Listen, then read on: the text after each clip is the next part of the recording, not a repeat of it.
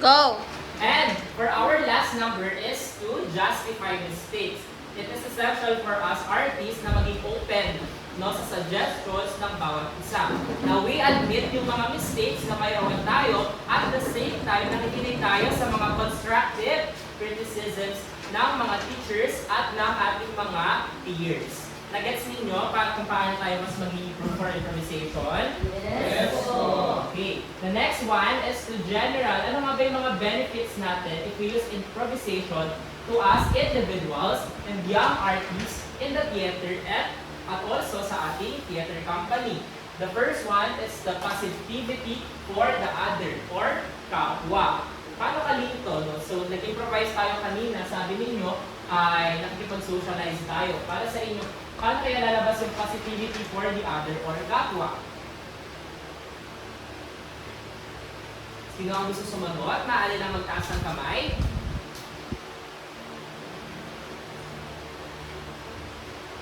Magtaas ng kamay. Sino ang gusto sumagot? Sabi natin kanina, no? We improvise yung sounds. We improvise also by the use of theater, yung tablo natin kanina.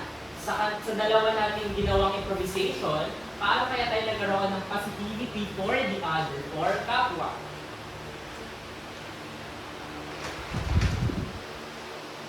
Yes, Paloma? I think, pag nag-enjoy po tayo, syempre it comes from positive engagement with other people. So kapag nag-enjoy tayo, may positivity sa atin. Ayun, sige, maraming salamat. Kay Paloma, bigyan naman natin ng kalpak si Paloma. So, yung positivity for kapwa ay we are able to create an environment kung saan tayo ay safe. At the same time, ay yung ating mga ginagawa ay talagang napapakayag natin ng freely. No? Sa pamamagitan also while in communication doon sa ating mga kapwa peers, sa pag-iisip din natin na nagkakaroon tayo ng isang bayanihan kung saan tayo ay mag-iisip ng sama-sama. And we create an atmosphere, an environment kung saan tayo ay safe na nakakagalaw, safe na nakakapag-isip, at the same time na nakakapag-connect tayo sa bawat isa. The next one is creativity or malikhain. Sa paanong paraan kaya tayo nagiging malikhain? Yes, Rainier? Kung sa mga sa ginawa namin yung sa pag-improv ng place na nagmaligayan po kami or activities, iniisip namin kung ano ako yung makikita ko naman natin. Kaya namin siyang gawin through the confidence. So palapakan naman natin si Rainier. No? We use our body not to para magkaroon ng isang malikhain or pagiging creative. And by improvisation, we become creative sa ating mind. No, nakakapag-isip tayo, nakakapag-imagine tayo na, ay, nasa hospital. So, ano kaya yung mga tulong na nabibili ko sa hospital? So, yung mind natin ay nagiging creative at nakakapag-isip tayo kaagad ng mga tunog. At kaparehas nito, yung mga ginawa natin ng improvise sa mga lugar, sa cementerio, no?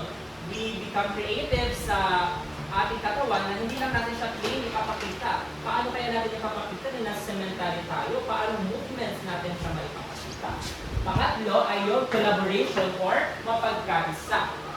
Paano kaya nagkakaroon ng pagkakaisa sa improvisation or collaboration? Yes, Roxanne?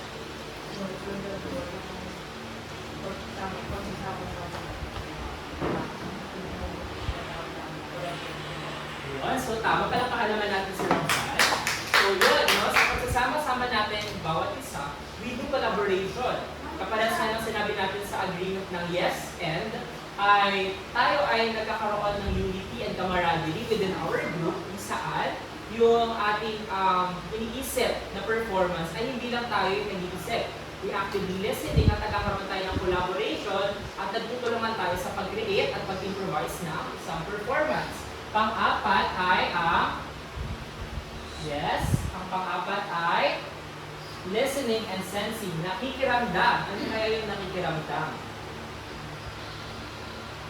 Yes, Matthew? Patuloy po din sa collaboration.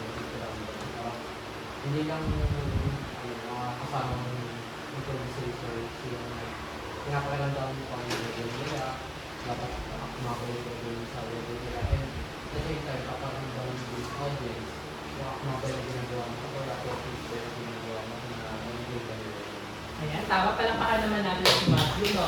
It is essential for us na ma-discover or mas ma-improve yung ating listening and sensing na nakikiramdam tayo sa bawat isa, na nakikiramdam tayo sa ating audience at nakikiramdam tayo sa kapwa natin, no? Na kapag tayo ba ay nagsasuggest at nag-create, no, nagsasabi tayo ng ating mga suggestion, tayo ba sinasabi ba natin ito in a correct manner, no? So tayo dapat ay nakikiramdam sa ating paligid. So, base sa ating mga naririnig at sinasabi.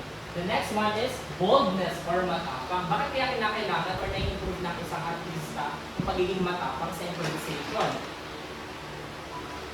Yes? Jomar? Kailangan maging magabang kailangan panindigan kung may bigay sa iyo para lumabas din yung confidence mo para mas makita mo ng evidence na buo yung ginawa mo pagkatapos. Yun, palakpakan naman natin si Jomar. So tama, no? Kailangan natin na maging matapang na mapanindigan kung ano yung mga iniisip natin. So kung tatayo tayo sa harapan at iniisip natin, i-improvise na ikaw ay isang fairy. So kailangan matapang ka na panindigan na, fairy ako, paano kaya, ano fairy kaya siya na hindi siya mababasag kapag tinanong natin siya, hindi siya matatawa, nung kaya niyang panindigan yung sarili niya, kaya maging matapang na panindigan. Likewise, sa buhay natin, no? Kailangan natin maging matapang na harapin yung mga trials and challenges. At the same time, yung mga crush na mayroon tayo. Yung mga crush ba kayo? May asawa ka na? Perfect! So, ganun kailangan natin na maging matapang na harapin yung mga hamon natin sa life. So, number 6 is playfulness, mapaglaro. Bakit kaya nakakasa yung pagiging mapaglaro natin sa improvisation? Yes, Rainier? Siguro po din po, kailangan natin mapaglaro is, kailangan natin paglaro yung isip natin na pag bigyan lugar na yung mga kahit anong bigyan nila, kailangan yung pag-improve mo, hindi lang siya doon nakafocus. Kasi kailangan makaisip ka pa ng ibang pwedeng tulong mo, ibang pwedeng ginagawa mo. Ayun, talapakan naman natin sila. Tama, no, na kinakailangan natin mapaglaro sa ating mga character. Paano po yung pagiging mapaglaro natin or pagiging playful? Kapag ako kasi personally, no, kapag ako ay umakarte, binibigyan ko siya ng mga different atake. Tapos, kapag na-identify ko na yung mga atake na yun, doon ako pumipili kung ano nga ba yung nag-justify yung character na ito. Likewise, no, sa atin sa improvisation, kinakailangan natin maging mapaglaro. Kunyari sa unang atake, si Fairy ay ang galaw niya ay ganito. Sa pangalawang galaw niya, naging ganito na. So, naging playful na yung ating mga movements.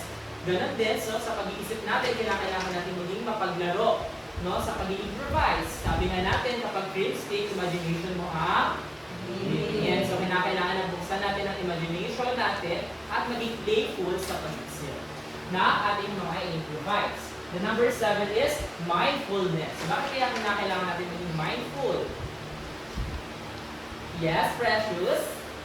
Siguro in our society today, kasi maraming issues din sa lahat. So, dapat in every improvisation na ginagawa mo, dapat mindful ka rin sa ginagawa mo. Hindi pwede like improvise ka lang improvise, pero hindi naman swak or sakto din sa ginagawa. Yun, palakpakan naman natin. It is essential for us to think, no, na hindi lang natin tignan yung ating improvisation na ito lang siya. No, kinakailangan natin tignan kung tama ba yung ginagawa natin. And we also be mindful sa ating pagsasalita sa ating mga peers when we collaborate with each other. So, yun yung ating 7, no, na mag-benefit natin kapag ginamit natin yung improvisation. So, ano ulit yung 7? Basahin nga natin. Positivity for the other. Kapwa. Creativity. Malikhain. Collaboration. Pagkaisa. Listening and sensing. Makikiramdam. Boldness. Matapang. Playfulness. Mapaglaro. Mindfulness. Ayan. So, ayan yung 7 na mabe-benefit natin kapag ginamit natin yung improvisation na ma-apply natin sa ating mga sarili. Na hindi lang natin siya magagamit sa improvisation, pero magagamit din natin siya bilang isang tao sa ating society na mapanindigan and also being open sa ating paligid. So for our next activity, for our next Big Brother task, we will call this Yes and. So for Yes and, kindly read yung ating instructions. I will give you a scene, and for this round, the setting is an old horror house. As a class, you will think of characters and lines that can be found in that place. You may enter the scene anytime you want, but here's the twist. Every line you say must start with the next letter of the alphabet. For example, A. Are you sure this is the right house? B. Better not go upstairs alone. C. Careful, I think I saw something move. You will have 3 minutes to improvise your scene. So are you ready? Are you ready? Yes! Ayan. Sige, ganyan. May mga tanong ba kayo sa inyong mga binasa? So ngayon, you will be working as a class. So imagine niyo na kayo ay nasa isang horror house at i-assign niyo yung bawat isa nasa inyo kung paano at saang letter kayo papasok. Like for example, si Rainer ay papasok sa letter J, sa kanyang line na letter J. Letter L naman papasok si Jom. So as a class, you will think sa inyong pag-improvise. So ready na kayo? Yes! Bibigay sa inyo ang harapan to improvise in 3 minutes. So pwede na kayong tumayo and 3, 2, 1, start!